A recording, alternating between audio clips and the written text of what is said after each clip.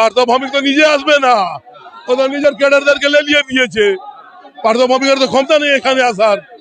মেঘনা মোড়ে আসার মানে ও রাত্রিবেলা ঘুমোতে পারবে না। মেঘনা মোড়ে ক্ষমতা নেই আসা। হ্যাঁ, দু চারটা পাড়া আছে, তাদেরকে লেলিয়ে দিয়েছে ও। দাদা দেখুন, জয় বাংলা স্লোগান পশ্চিম বাংলাদেশের স্লোগান, কিন্তু তৃণমূল সরকার চালিয়ে যাচ্ছে, চালিয়ে যাক। ওরা যদি জয় বাংলা বলবে, আমরা জয় শ্রীরাম বলবো। আমরা সনাতনী হিন্দুরা, আমরা জয় শ্রীরাম বলবো। সে আসুক, আমরা তো দাঁড়িয়ে আছি।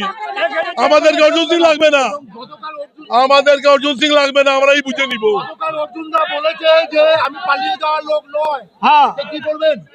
আমরা রয়েছি তো, ওনাকে কেন ডাকবো? এদের জন্য আমরাই যথেষ্ট আছি। আমাদেরকে অর্জুন সিং লাগবেন না এখানে। কে বললো? কে বললো? আপনি একটা চিন্তা করে দেখুন, একটা চিন্তা করে দেখুন, সকাল থেকে বিকাল এমপি হোক ব্যারেকপুরে বা সাতখানায় মেলে হোক, এদের কাছে অর্জুন সিং ছাড়া কোনো গল্প নেই।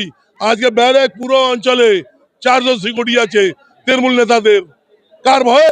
অর্জুন সিং এর ভয়ে। কটা বিজেপি নেতা সিকিউরিটি নিয়ে ঘুরছে ভাই, কটা আমরা ক্যাডার সিকিউরিটি নিয়ে ঘুরছে।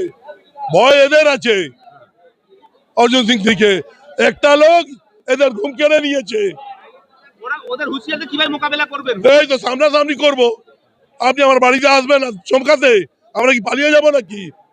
আসুক, আমরাও রেডি আছি, যা হবে হবে। 100% রাস্তায় আছি, রাস্তায় থাকবো মানে রাস্তায় আছি আমরা। আমার নাম সঞ্জয় সিং।